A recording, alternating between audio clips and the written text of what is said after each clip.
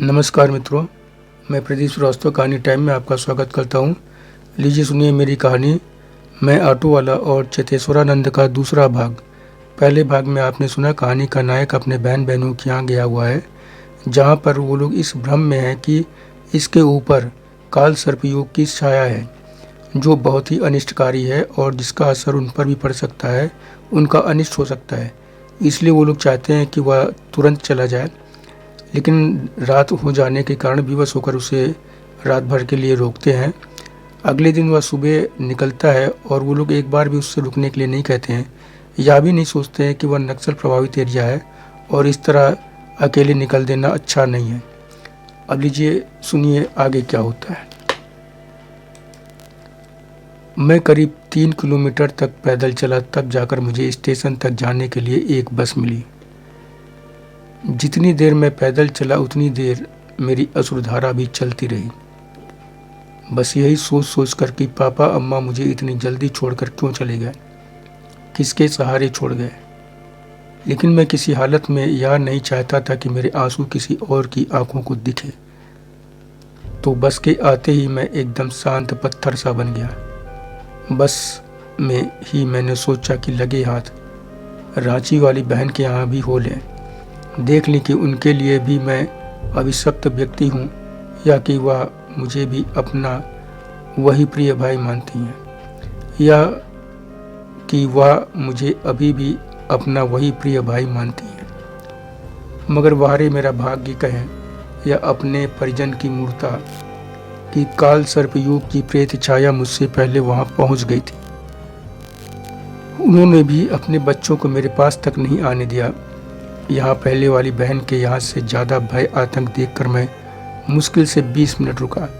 चाय के लिए साफ मना कर दिया। मुझे लगा कि इससे ज़्यादा समय तक रुकना पड़ेगा। जैसे बेमन से पानी दिया गया था, वैसे ही बेमन से एक बिस्कुट खाकर पानी पिया और ज़रूरी काम का बहाना बनाकर चल दिया। किसी ने एक बार भी यह नहीं पूछा कि भैया अभी तुम ऐसा कौन सा काम करते हो कि यहाँ रांची में ज़रूरी काम आ गया।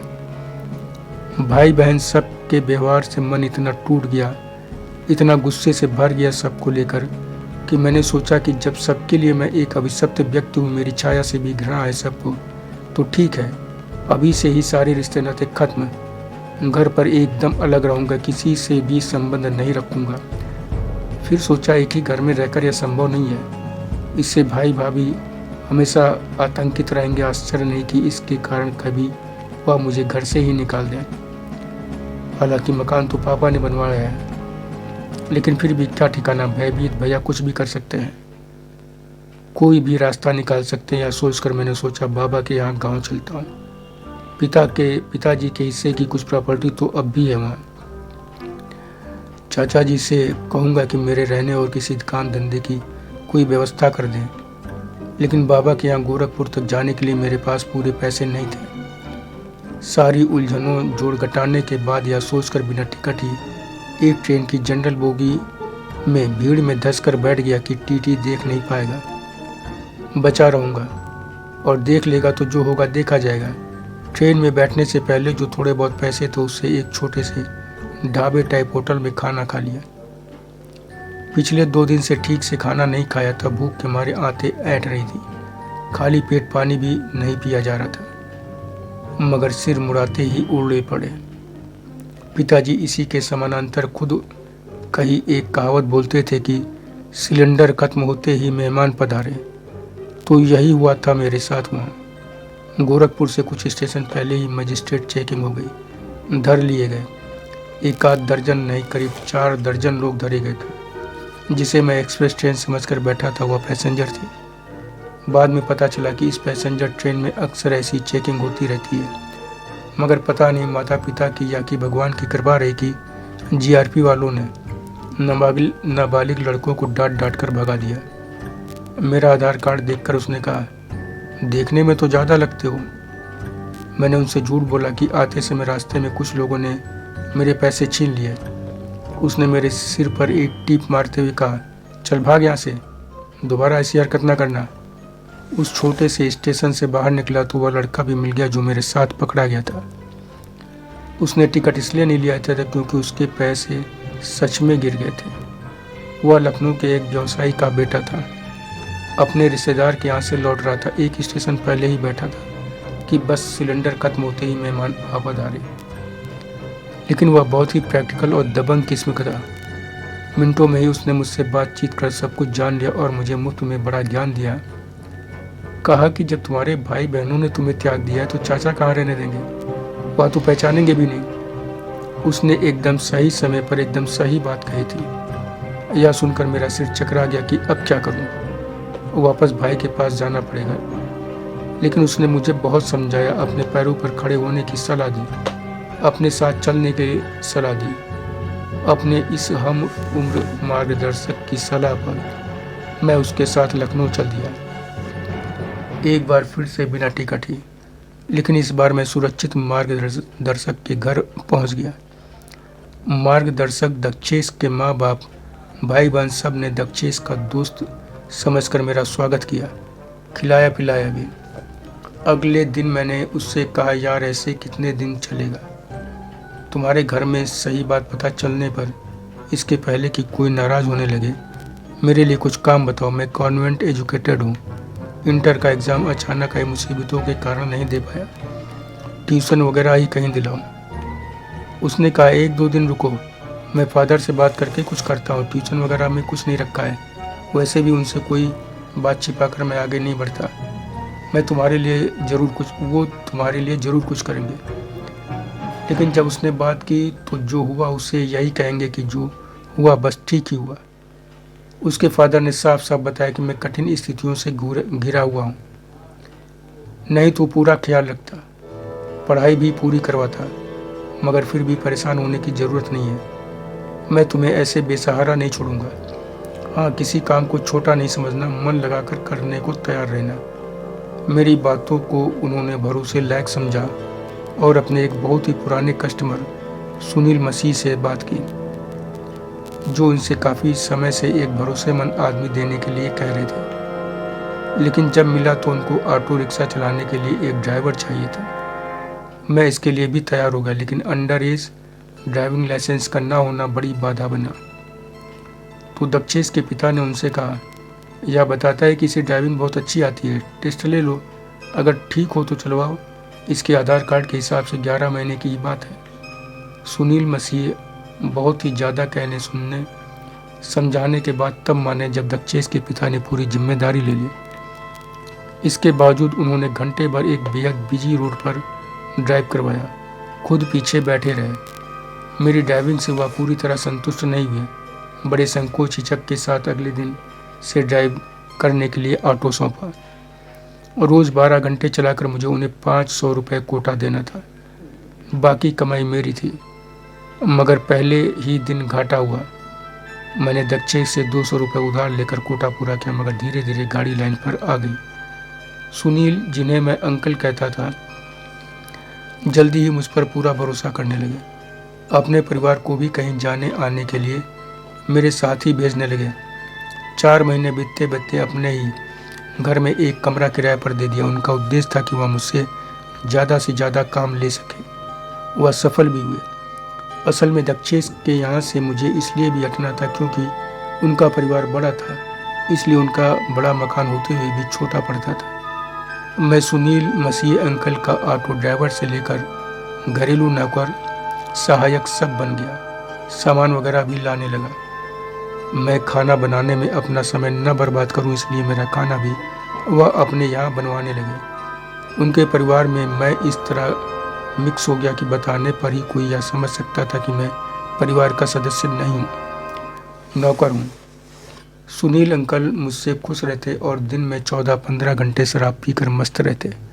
पूरा मसीह हाउस मेरे भरोसे छोड़कर वह पूरी तरह निश्चिंत हो गए। इस मसीह हाउस ने मुझे जीवन जीने, आगे बढ़ने का आधार दिया, साथ ही मुझे वह बनने के लिए भी उद्वेलित किया जो मैं आज हूँ। मुझे जीने हेतु जो आधार दिया, उस आधार ऑटो को त्यागने के लिए भी उद्वेलित किया। इसके लिए जिम्मेदार उनके यहाँ हर 1.5-2 महीने के अंतराल पर आने वाला एक मेहमान था। वह जब आता तो घर में कई और ऐसे लोगों का आना जाना बढ़ जाता जो किसी चर्च, किसी कॉन्वेंट के लगते। मेरी शिक्षा मिशनरी के कॉन्वेंट स्कूल में हुई थी, तो मुझे यह सब जल्दी समझ में आ जाता है। जब वह आता तो मेरा काम दुगना बढ़ जाता और उस दिन की कमाई शून्य हो जाती थी। पूरे शहर में उसी को लेकर जाना पड़ता। अंकल तब कोटा भी नहीं लेते थे। वह ज़्यादातर लखनऊ के कई प्रमुख चर्चों में जाता था। वह जब भी मिलते तो मुझे ईसाई धर्म की महानता के बारे में खूब बताते। उनके अनुसार पृथ्वी पर वही एक धर्म है जिसके रास्ते पर चलकर जीवन की सारी खुशियाँ पाई जा सकती हैं। सिर्फ उनके प्रभु यीशु की शरण में जाकर ही महान दयालु गॉड की कृपा मिलती है। वह इतना दयालु है कि उसकी शरण में जाते ही सारे पाप नष्ट हो जाते हैं, जीवन में खुशियाँ ही खुशियाँ बरसती हैं। जब उनको लगा कि मैं उनकी बातों में रुचि लेने लगा हूँ तो मुझे बड़े गिफ्ट और पैसे भी देने लगे। एक बार वह केवल 2 दिन के लिए आए। साथ में एक अंग्रेज दंपत्ति भी आया जो ब्रिटेन से था। बेहद मृदुभाषी और सरल स्वभाव का हुआ युवा दंपति मुझसे 4 साल ही बड़ा था। अब तक मैंने भी शादी कर ली थी। अब अंकल सुनील मसीह मेरे ससुर बन चुके थे। दरअसल उनके यहाँ पहुँचने के लगभग 1.5 साल बाद मुझे एहसास हुआ कि उनकी बेटी आहना मेरे करीब आती जा रही है। थोड़ा सा ध्यान दिया इस तरफ तो पाया कि अंकल आंटी दोनों ही बेटी मेरे साथ ज़्यादा समय तक रहे, इसके लिए अवसर उपलब्ध कराने के प्रयास में लगे रहते हैं। जब तक गहराई से समझूं तब तक बात इतनी आगे बढ़ चुकी थी कि एक दिन अंकल ने मुझे एवं कुछ और लोगों को बुलाकर चर्च में आहना के साथ मेरी शादी करवा दी। यह दंपति जब आया था तब मेरी शादी को कुछ ही महीने हुए थे। संयोग से उस दंपति की शादी भी इतनी ही समय पहले हुई थी। अब मैं परिवार के सम्मानित सदस्य के तौर पर सबसे मिल रहा था। बेहद हंसमुख मिलनसार मिलर दंपत्ति हमारे साथ पहले दिन से ही बहुत घुल मिल गए थे। आने के अगले दिन मिलर दंपत्ति को घुमाने की जिम्मेदारी मेरी थी और बार बार आने वाले मिस्टर कार्टर अकेले ही किसी जरूरी काम से जा रहा हूँ बोलकर निकल गए थे किसी चर्च को, और ससुर जी बोतल लेकर पड़े रहे घर पर। मैंने पहले दिन मिलर दंपत्ति को लखनऊ में बने नए दर्शनीय स्थलों पर घुमाया। बजाय पुराने खंडोरों में घुमाने के उन्हें लोहिया पार्क, स्वर्ण जयंती पार्क, अंबेडकर उद्यान, जनेश्वर मिश्र पार्क ले गया। अपने शहर का प्राचीन इतिहास बताया। अंग्रेजों वामियों द्वारा रचित भ्रामक बातें नहीं। यह नवाबों का शहर रहा है, यह भ्रामक बात मैंने नहीं बताई। मैंने साफ साफ सच कहा कि त्रेता युग में भगवान राम हुए थे। 10,000 साल पहले जब वह इस धरती पर अवतरित हुए थे तब भी यह शहर था। भगवान राम ने अपने छोटे भाई लक्ष्मण को यह शहर भेंट कर दिया था। तब से यह लक्ष्मणपुर, लखनपुर, लाखनपुर नाम से जाना जाता था। कालांतर में लखनऊ हो गया। लेकिन इन सब के पहले इसका क्या नाम था यह मैं नहीं जानता। वह किसी भ्रम में न रहे, इसलिए मैंने उन्हें यह भी साफ साफ बता दिया कि दुनिया में इस सबसे ज़्यादा प्राचीन देश भारत की संस्कृति, उसके गौरव को नष्ट करने के लिए गुलामी के समय में इसके इतिहास को भी कुटिलतापूर्वक बदलने का प्रयास किया गया कि इससे पहले इसका कोई इतिहास ही नहीं था। यहाँ नवाबों का शासन 1775 से 1850 तक ही रहा। उसके बाद 1947 तक ब्रिटिश शासन रहा। प्रचारित यह किया गया कि लखनऊ नवाबों का शहर है। लक्ष्मणपुर या लक्ष्मण की चर्चा तक नहीं होने दी जाती। मिलर दंपत्ति को मैं लक्ष्मण टीला भी ले गया, जहाँ दिखाया कि कैसे गुलामी के समय इसके स्वरूप को बदल दिया गया। दंपत्ति यह जानकर बड़े आश्चर्य में पड़ गया कि यह प्राचीन शहर ईसा से भी हजारों वर्ष पहले बस गया था। राम एक ऐसे राजा थे जो हजारों किलोमीटर दूर लंका तक विजय पताका फहरा आए थे। समुद्र पर लंबा पुल बनवाया था जिसके अवशेष समुद्र में आज भी हैं। इसकी पुष्टि आधुनिक विज्ञान भी कर चुका है। अत्याधुनिक तकनीकों के बावजूद समुद्र की प्रलयंकारी लहरों के कारण उस पर पुल बनाना करिश्मे से कम आज भी नहीं माना जाता। मेरी पत्नी बार बार रेजिडेंसी चलने को कह रही थी, लेकिन मैं बार बार नज़रअंदाज करता रहा। जब देर शाम को हम घूम घाम कर लौटे तो मिलर दंपत्ति बहुत थके हुए लग रहे थे, आना उनसे भी ज़्यादा। तमाम चर्चों कॉन्वेंटों में चक्कर लगाकर मिस्टर कार्टर देर रात लौटे। उन्हें मैं चर्चमैन कहता था। आगे आप उन्हें इसी नाम से जानेंगे। धन्यवाद मित्रों, शेष अगले भाग में।